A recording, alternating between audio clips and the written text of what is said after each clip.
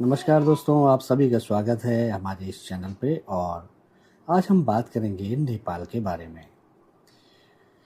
अब मैं जनरली इस चैनल पे पॉलिटिकल वीडियोस नहीं बनाता हूँ, लेकिन इस घटना ने जो कि हमारे पड़ोस में ही हुई है, पूरे दक्षिण एशिया को हिला के रख दिया है। तो इसकी वजह से मुझे लगता है कि इस बारे में बात करना बहुत ही आवश्यक है। और इसका कारण एक और है, क्योंकि मैं अपने जो सब्सक्राइबर्स हैं उनको एटलीस्ट, जिनको ये नहीं पता है कि ये आंदोलन क्यों खड़ा हुआ, क्यों, क्या कारण थे इसके कि जो इतना बड़ा आंदोलन हो गया, के द्वारा जो अभी नौ सिखिए हैं आप कह सकते हैं, या जेन ज़ी जिनको कहते हैं, खासकर वे बच्चे जो 30 साल की कम उम्र के हैं। उनमें से स्कूल स्टूडेंट्स भी हैं, कॉलेज स्टूडेंट्स भी हैं और कुछ वर्किंग प्रोफेशनल्स भी हैं। तो एक बात तो ये पक्की है कि इस घटना ने पूरे दक्षिण एशिया को हिला के रख दिया है। पूरा दक्षिण एशिया इस बात से स्तब्ध है, क्योंकि यहाँ पे इस तरह की एक तीसरी घटना है। पहली हमने जैसे कि देखा था श्रीलंका में हुई थी, वहाँ पे भी इसी तरह के हाल हुए थे। उसके बाद बांग्लादेश में, जो कि हमारा बिल्कुल पड़ोस में ही है, और अब नेपाल के बारे में। एक तो कारण क्यों है कि ये घटनाएं हमारे आसपास हो रही हैं, इसके पीछे का क्या कारण है, तो हम ये भी जानेंगे इस वीडियो में कि क्या ये केवल एक पॉलिटिकल आंदोलन था, या बच्चों का या जेनजी का आंदोलन, जिसमें कि सोशल मीडिया प्लेटफॉर्म्स जो थे सरकार ने बैन कर दिए थे, उनके अगेंस्ट उनका गुस्सा था, या कुछ और भी था। तो इसके घटनाक्रम में हम चलते हैं और इसके पीछे की जो गहरी वजह हैं वो जानने की कोशिश करेंगे। सबसे पहले सितंबर 2025 में नेपाल सरकार ने 26 सोशल मीडिया प्लेटफॉर्म्स को बैन कर दिया, जिसमें फेसबुक, इंस्टाग्राम, व्हाट्सएप और यूट्यूब भी शामिल थे। सरकार का कहना था कि ये जो सोशल मीडिया प्लेटफॉर्म्स हैं ये नियमों का और कानूनों का पालन नहीं कर रहे थे, लेकिन लोकल जनता को लगा ये एक सेंसरशिप चाल है। इनमें से एक सोशल मीडिया प्लेटफॉर्म जिसकी का नाम है, जो इंडिया में बैन है, और उसका नाम है टिकटॉक, वो वहाँ पे बैन नहीं हुआ था, क्योंकि उन्होंने, जो सरकार ने एक रेगुलेटर अपॉइंट करने की बात की थी, उन लोगों ने अपना एक रेगुलेटर अपॉइंट किया था, और बाकी के जो सोशल मीडिया प्लेटफॉर्म्स थे उन्होंने नहीं किया था। इसकी वजह से ये बैन हो गया। तो इसी के अगेंस्ट में जो जेन ज़ी है, यानी कि 30 साल से कम उम्र के युवा सड़कों पर उतर आए। स्कूल यूनिफॉर्म हाथों में, पोस्टर लिए वे संसद तक पहुंच गए। ये आंदोलन सिर्फ एक बैन के खिलाफ नहीं था, ये सिस्टम के खिलाफ आंदोलन था। तो अब हम, जैसे कि अब हमको पता है कि उन्होंने बाद में जो आंदोलन है वो बहुत उग्र हो गया था। उसमें गोलीबारी में पहले जो स्टूडेंट्स थे, जो प्रोटेस्टर्स थे, जो आंदोलनकारी थे, उनकी जानें गई, और उसके बाद ये बहुत ही उग्र हो गया और उन्होंने वहाँ पे बिल्डिंग्स वगैरह भी जला दिया, जिसमें कि संसद या सरकारी इमारतें, हिल्टन, सरीखा होटल, ये सारी बिल्डिंग्स जला दी थी और वो खाक हो गई। इनके बारे में भी हम बात करेंगे। लेकिन जो भ्रष्टाचार या बाकी उसके जो आंदोलन था, उसके गहरे कारण क्या थे? हम कह सकते हैं कि सोशल मीडिया बैन एक कारण था, लेकिन क्या केवल यही कारण था? हमको इसके डीप में जाना पड़ेगा और ये देखना पड़ेगा कि आखिर क्या कारण थे जिनकी वजह से ये आंदोलन हुआ। सोशल मीडिया बैन एक ट्रिगर पॉइंट था, क्योंकि जो कहते हैं ना कि घड़ा भर रहा था धीरे धीरे, और वो घड़े में या एक आखिरी जो काम सरकार ने गलत किया वो था सोशल मीडिया को बैन करना। उससे युवा उग्र हो गए। तो जो असली कारण है उनमें से कुछ वजहें मैं आपके सामने रखता हूँ।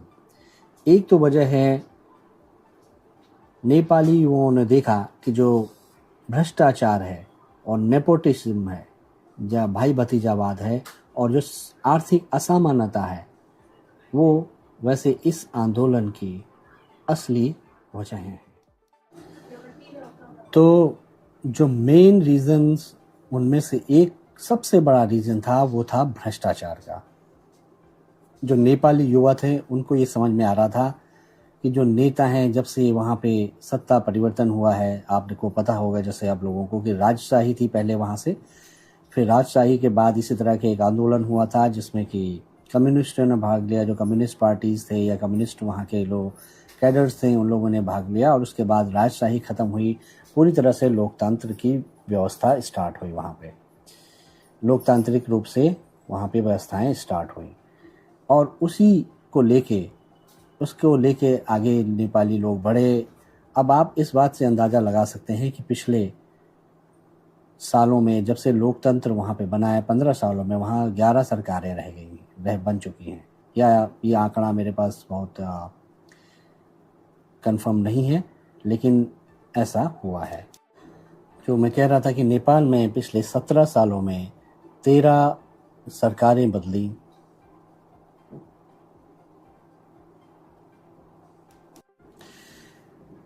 तो जो मैं बता रहा था, नेपाल में पिछले 17 सालों में 13 बार सरकारें बनी और बिगड़ी, और किसी भी सरकार ने अपना कार्यकाल पूरा नहीं किया। तो इससे हम अंदाज़ा लगा सकते हैं कि वहाँ अस्थिरता का कितना या क्या माहौल था। दूसरी बात, जो भ्रष्टाचार की जड़ें जो लोग देख रहे थे कि जब से संविधान नया नेपाल में आया था, स्वीकार किया गया था, क्योंकि उसमें भी काफ़ी साल लगे संविधान बनने में भी, जो उन्होंने स्वीकार किया 2015 में। उसके बाद जो पॉलिटिकल पार्टी के नेता थे और उनके किड और किड्स थे, उन लोग की लाइफ स्टाइल बहुत बदल गई थी। अब जो उनके हाथ में डायरेक्ट पैसा आ रहा था, या पैसे में सरकार की वजह से जो पैसा आ रहा था, वो भ्रष्टाचार की भेंट चढ़ने लगा। तो भ्रष्टाचार और नेपोटिज्म और जो आर्थिक असमानता है, वो इस आंदोलन की जड़ में है, जो मैंने पहले भी बताया था। नेपाली युवाओं ने देखा कि नेताओं के बच्चे, जिनको नेपाली लोग नेपो बेबीज कहते थे सोशल मीडिया पे, वो महंगी गाड़ियाँ, महंगे कपड़े, ब्रांडेड कपड़ों और विदेश यात्राओं में व्यस्त हैं। उन पैसों कहाँ से आ रहे हैं? वो पैसे जो कि कमा नहीं रहे हैं। नेपाल इतना बड़ा, अगर आर्थिक रूप से हम बात कहें तो वो बहुत सक्षम नहीं है, फिर भी वहाँ के नेताओं के बच्चों के जो लेविश लाइफ स्टाइल थी वो उनको अखर रही थी, क्योंकि कोई 2 जून रोटी के लिए मुश्किल से अपने पेट पाल रहा था, परिवार को पाल पा रहा था, और कोई बहुत ही लेविश लाइफ जी रहा था। जो आम युवा थे वो बेरोजगारी, गरीबी और पलायन से जूझ रहे थे। हर दिन लगभग 5,000 युवा नेपाली लोग अपना देश छोड़ करके दूसरे देशों में जा रहे थे, नौकरी या किसी और कारण की वजह से। कोई प्रधानमंत्री, जैसे कि मैंने पहले भी बताया, कोई भी सरकार अपना कार्यकाल पूरा नहीं कर पाई, और इसकी वजह से जो राजनीतिक अस्थिरता थी वो चरम पे थी, और उसी की वजह से वहाँ पे और दिक्कतें आई। क्योंकि कोई भी नेता, जब कोई भी सरकार, कोई भी देश जब स्टेबल पॉलिटिकल हाथों में नहीं होता है, तो वहाँ पे इस तरह की दिक्कतें आती हैं। पॉलिसी पैरालिसिस की एक अवधारणा हो जाती है, क्योंकि जो सिस्टम में या सरकार में लोग होते हैं वो बार बार बदलने की वजह से एक पॉलिसी कंटिन्यू नहीं हो पाती है, और वो विकास और जो विकास से जुड़े हुए काम हैं उनमें एक फ्लो आना चाहिए, जिसको हम कहते हैं धारा प्रवाह जो होना चाहिए, वो नहीं हो पाता है। अब हम सामाजिक और सांस्कृतिक पहलुओं पे बात करें अगर, या तो आंदोलन का स्वरूप पे बात करें उससे पहले, तो आंदोलन पहले जो था शुरुआत में केवल ऐसा लगा, बाहर से जो हम लोग देख रहे थे ऐसा लग रहा था कि जैसे ये सोशल मीडिया पे जो बैन लगाए हैं उनके अगेंस्ट में आंदोलन है। लेकिन जब धीरे धीरे उसका स्वरूप बदलता गया और वो सोशल मीडिया बैन से उठ करके जो पॉलिटिकल सिस्टम, बेरोजगारी और जो बाकी जो सामाजिक समस्याएं हैं वहाँ पे पॉलिटिकल सिस्टम की दी हुई उनके अगेंस्ट में, पॉलिटिशियंस के अगेंस्ट में हो गया। आप लोगों के गुस्सों का इसी तरह से अंदाज़ा लगा सकते हैं कि जो पूर्व प्रधानमंत्री थे उनकी वृद्ध पत्नी को जला के मार दिया गया, प्रदर्शनकारियों ने उनको जला दिया। आंदोलन ने हिंसक रूप ले लिया, सरकारी इमारतों में आगजनी, नेताओं के घरों को जला दिया, उनके घरों पे हमले किए गए और 30 से अधिक लोग, अभी अनकन्फर्म सोर्सेज हैं, 50 से अधिक कह रहे हैं, उनकी मौत हो गई।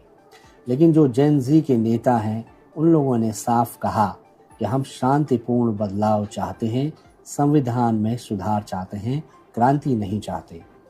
हमारा इरादा संसद को भंग करना है, संसद को समाप्त करना या संविधान को समाप्त करना नहीं है। उन्होंने पूर्व जो चीफ जस्टिस थी वहाँ पे सुशीला कार्की को इंटरिम प्राइम मिनिस्टर के रूप में सपोर्ट किया और अब जहाँ तक खबरें आई हैं कि कल रात में उन्होंने प्रधानमंत्री के पद की शपथ भी ले ली है। और वो क्यों उनको आगे किया गया, उनका कारण क्या है? क्योंकि जो सुशीला कार्की हैं उनकी इमेज ऐसी है, वो सुप्रीम कोर्ट की वहाँ पे जज रह चुकी हैं और उनके अगेंस्ट उन्होंने करप्शन के अगेंस्ट बहुत से काम किया और उनकी जो इमेज है एंटी करप्शन क्रूसेडर की मानी जाती है। दूसरा, अब हम सांस्कृतिक और जो सामाजिक पहलू हैं उसके बारे में, उसका क्या रोल रहा इस आंदोलन में, वो देखते हैं। सोशल मीडिया अगर आप कहें तो नेपाल में, अगर आज के ज़माने में अगर कहा जाए तो सोशल मीडिया केवल मनोरंजन का हिस्सा नहीं है। एक तो सोशल मीडिया जो है वो युवाओं के अभिव्यक्ति की आज़ादी का सोपान है। वहाँ पे जो अभिव्यक्ति है, आज़ादी है, उसको लोग सोशल मीडिया के जरिए बयान करते हैं। दूसरा, एक रोज़गार का भी माध्यम बन रहा है जिसमें लोग सोशल मीडिया जो प्लेटफॉर्म्स हैं, यूट्यूब हो, चाहे फेसबुक हो, चाहे ट्विटर हो या इंस्टाग्राम हो या और कोई प्लेटफॉर्म, टिकटॉक है जैसे, उन पे कंटेंट क्रिएट करके पैसे भी कमा रहे हैं। तो ये एक बड़ा रोजगार का जरिया बन रहा है ऐसे देशों में जहाँ डिजिटली और बाकी लोग कोई काम ना करके केवल डिजिटल माध्यम से अपनी कला, अपने जो भी अपनी स्किल है उसको दिखा करके कंटेंट में उसको प्रसारित करते हैं और लोग उन कंटेंट को देखते हैं और उसके माध्यम से पैसा कमाते हैं। वो जो नेपाल का युवा है वो चाहता है अब चीज़ें जिस तरह से चल रही हैं उस तरह से ना चलें। वो चीज़ों को अपने हाथ में लेके बदलना चाहता है। वो केवल दर्शक नहीं बने रहना चाहिए। यह आंदोलन अगर हम कहें ये एक सांस्कृतिक बदलाव भी है या सांस्कृतिक रेनेसां जिसको कहते हैं, वो है सांस्कृतिक जागरण है। रेनेसां जिसको कहते हैं वो है क्योंकि सांस्कृतिक रूप से लोग बदलना चाहते हैं अपने आप को, अपने जुड़ाव को।